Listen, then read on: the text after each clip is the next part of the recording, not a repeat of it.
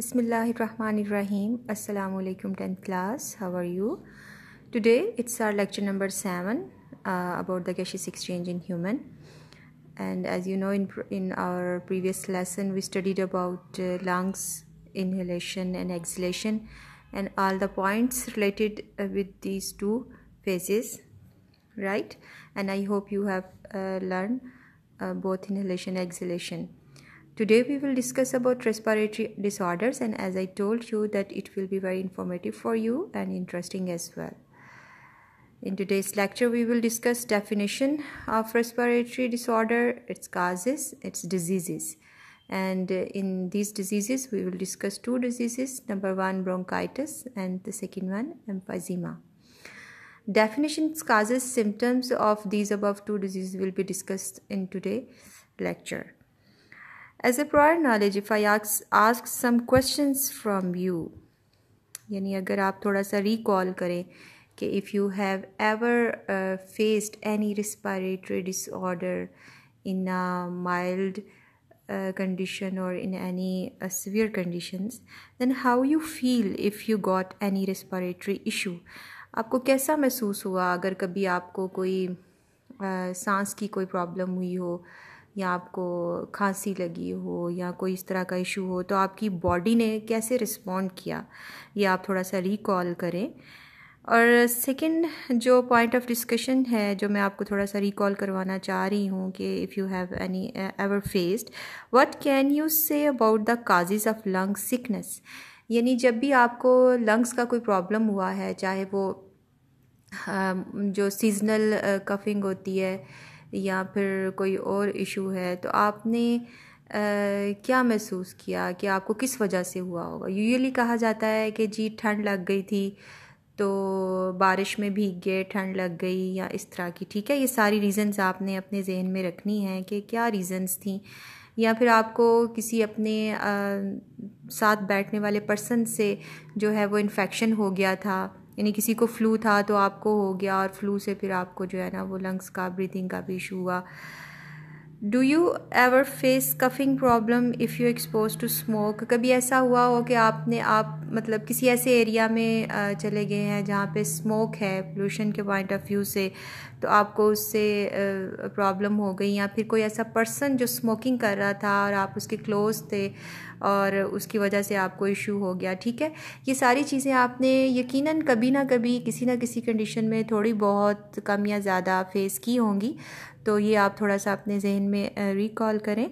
ठीक है, first of all I will discuss the definition of respiratory disorder. वैसे ये आपकी बुक में नहीं है, लेकिन फिर भी आपके अंडरस्टैंडिंग के लिए आप इसको नोट डाउन कर सकते हैं. रेस्पिरेटरी डिसऑर्डर्स और डिजीज़ आर कंडीशंस. ठीक है, ये कंडीशंस हैं affecting the organs and tissues. Organs और टिश्यूज़ का आपको बड़ी अच्छी तरह से पता है. ठीक है, तो ये डिसऑर्डर्स जो हैं ये ऐसी कंडीशंस होती हैं जो कि आपके ऑर्गन्स या टिश्यूज़ को जो है वो इस तरह डैमेज करती हैं, इस तरह अफेक्ट करती हैं that make gas exchange difficult, कि उसकी वजह से गैस एक्सचेंज जो एक मेन पर्पस है लंग्स का, कि उसमें गैस ने, ऑक्सीजन ने जो है वो ब्लड में हीमोग्लोबिन के साथ बाइंड करना है और पूरी बॉडी में उस प्रोटीन ने इस गैस को पहुंचाना है, तो वो मुश्किल हो जाता है. ठीक है, in air breathing animals, human beings, जितने भी जो है लिविंग थिंग्स हैं जिनमें गैसेस एक्सचेंज एनिमल्स कैटेगरी में हैं, तो उसके अंदर ऑर्गन्स और टिश्यूज़ को जो ऐसी कंडीशंस जो हैं कि वो मुश्किल हो जाए इनका गैसेस एक्सचेंज, तो ये रेस्पिरेटरी डिसऑर्डर कहलाता है. पाकिस्तान में परसेंटेज जो है डिसऑर्डर की वो बहुत हाई है. इसकी कंडीशंस जो हैं वो कुछ इस तरह से हैं कि यूजुअली लोगों को जो है ना वो कफिंग का इशू जो है वो हो जाता है. डिफरेंट एलर्जेंस हैं, डिफरेंट इरिटेंट्स हैं. ठीक है, रीजंस डिफरेंट होती हैं. तो पाकिस्तान में percentage of disorder is high. Causes क्या हो सकती हैं? काजेज़ इसकी ये है कि कंसंट्रेशन जो है प्लूटेंट्स की एयर में, चाहे वो अर्बन है, रूरल है, यानी सिटीज़ हैं हमारे यहाँ, विलेजेस हैं, दोनों जगहों पे जो है वो प्लूटेंट्स जो है उनकी कंसंट्रेशन एयर में काफ़ी ज़्यादा होती है. इस वजह से पाकिस्तान में चूँकि कंडीशंस थोड़ी अनहाइजेनिक आप कह लें होती हैं, लोग इतनी केयर नहीं करते हैं, जिनको अवेयरनेस नहीं है। वैसे तो आजकल ये कोविड-19 जो है इसकी वजह से काफ़ी अवेयरनेस जो है वो लोगों को हो गई है। यानी वो चीज़ें जिनके बारे में पहले लोग जो है वो एहतियात नहीं किया करते थे, अब हर कोई जो है वो उसके बारे में थोड़ा केयरफुल है। ठीक है, तो ये एक अच्छी बात है। तो सम इम्पॉर्टेंट डिसऑर्डर्स जो कि हम आज के जो लेक्चर में डिस्कस करेंगे, उसमें सबसे पहले है ब्रोंकाइटिस एंड देन एम्फाइजीमा। ठीक है, निमोनिया, एस्थमा, लंग कैंसर, ये कुछ डिजीज़ हैं, ठीक है, जो लंग से रिलेटेड हैं और ये आपके कोर्स में है। तो इसमें से 2 डिजीज़ जो हैं we will discuss today. First of all bronchitis. Bronchitis से आपको सुना सुना नाम इसलिए लग रहा होगा कि आपने ब्रोंक्यूल्स पढ़ा, ठीक है, ब्रोंकाई पढ़ा आपने अपने प्रीवियस लेक्चर में, ब्रोंक्यूल्स पढ़ा।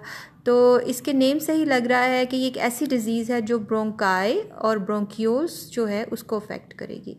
तो सबसे पहले आपने इसकी डेफिनेशन जो है अपनी जो आपकी टेक्स्ट बुक है, या तो आप उसके ऊपर हेडिंग्स दे लें, ठीक है, पैराग्राफ्स पे यही वाली जो मैंने दी हुई है, तो आपको बड़ी आसानी रहेगी इसकी लर्निंग में।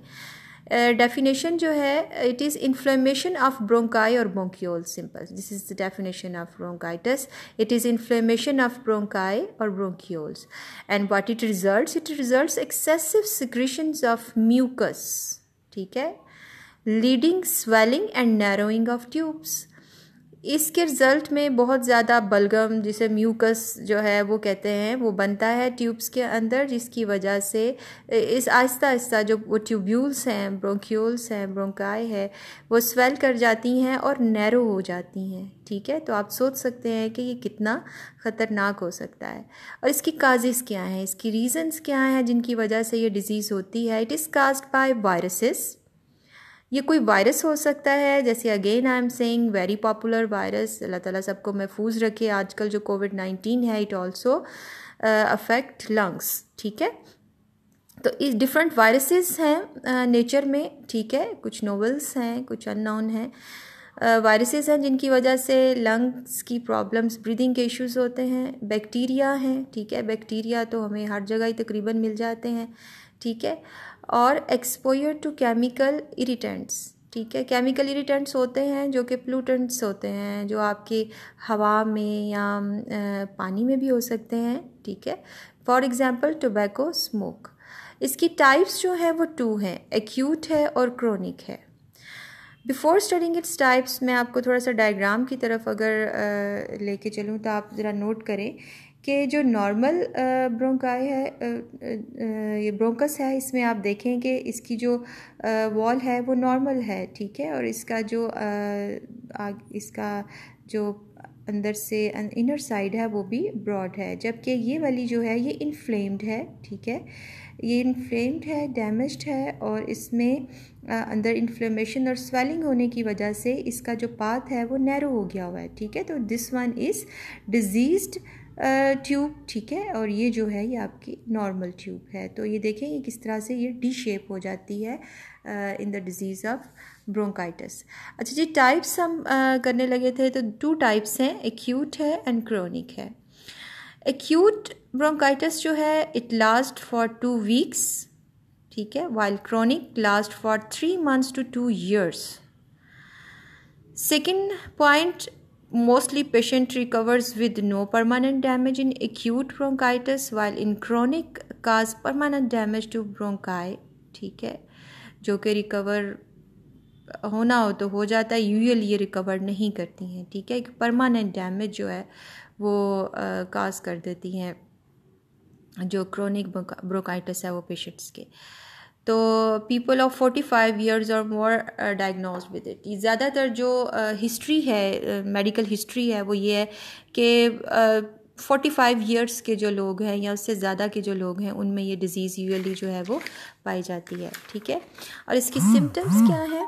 इसके सिम्टम्स हैं कि कफ़ होती है, माइल्ड वीजिंग। वीजिंग क्या है? वीजिंग एक विस्लिंग साउंड है जो कि यूजुअली ब्रोंकाइटिस के जो पेशेंट हैं जब वो सांस लेते हैं तो एक विसल की तरह की साउंड जो है वो उनके गले से निकलती है, तो वो माइल्ड वीजिंग जो है। उसके बाद फीवर हो सकता है, चिल्स यानी सर्दी जो है वो महसूस करते हैं, शॉर्टनेस ऑफ ब्रीथ, छोटे छोटे सांस आते हैं, ठीक है, स्पेशली जब वो कोई ज़्यादा तेज़ चल रहे हों या कोई भी हार्ड जॉब कर रहे हों, ठीक है, ये इसके सिम्टम्स हैं, right.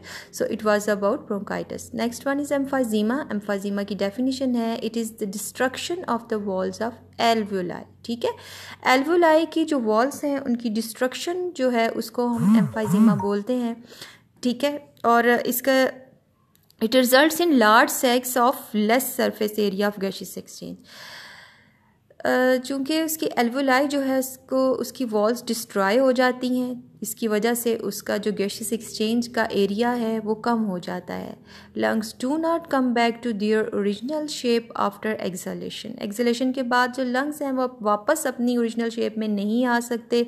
Air can't pushed out and trapped in lungs. अब आप यहाँ पर सोचें ज़रा कि जो एयर है, जो इम्प्योर एयर है, इसके अंदर कार्बन डाइऑक्साइड है, ठीक है, और उसने बाहर निकलना है, अगर वो निकल ही नहीं पाएगी, अंदर ही ट्रैप हो जाएगी, तो ज़ाहिर बात है वो प्रॉपर जो है एक्सचेंज ऑफ गैसेस नहीं हो सकेगा और वो डैमेज भी करेगी फर्दर जो लंग्स हैं उनको, ठीक है।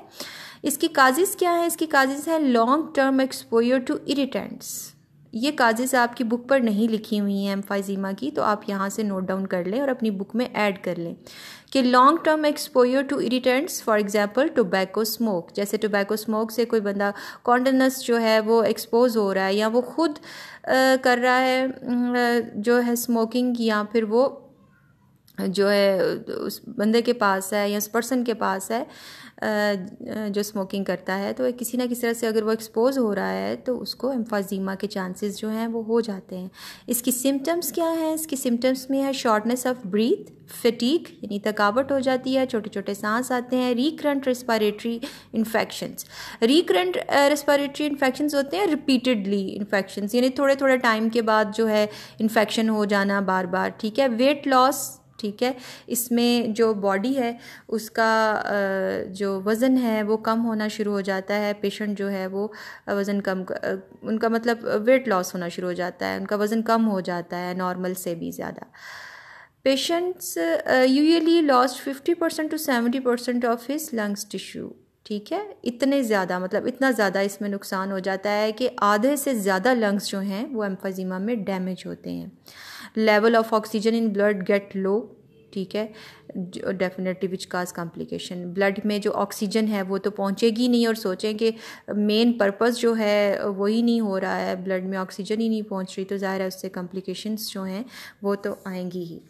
अगर मैं आपकी बुक पर इसकी जो एल्वुलाई डैमेज है उसकी आपको जो है वो पिक्चर थोड़ा सा दिखाऊं तो आप ये चेक करें ज़रा कि ये वाले नॉर्मल एल्वुलाई हैं जिनके अंदर देखें एयर जो है वो पॉकेट के अंदर मूव कर रही है, ठीक है, जबकि ये डिजीज़्ड जो है वो एल्वुलाई हैं, और इसमें देखें कि उनकी जो वॉल्स हैं जो कि आगे थी, ठीक है, वो डैमेज हो गई हैं और सरफेस एरिया अब कम हो गया है और एयर के चांसेस हैं कि वो इसके अंदर जो है वो ट्रैप हो जाएगी, ठीक है। अब अगर मैं रिवाइज़ करूं लेसन, तो we studied today about respiratory disorders. ये क्वेश्चंस मैंने आपको थोड़ा सा प्रोवोक करने के लिए थोड़ा पूछा था कि क्या आप फील करते रहे हैं कभी आपको रेस्पिरेटरी डिसऑर्डर्स हुए हों, तो आई होप कि आपको इसके आंसर्स जो हैं अब मिल चुके होंगे, आप रिकॉल भी कर चुके होंगे और लेक्चर में भी आपको थोड़ी सी हेल्प मिल गई होगी।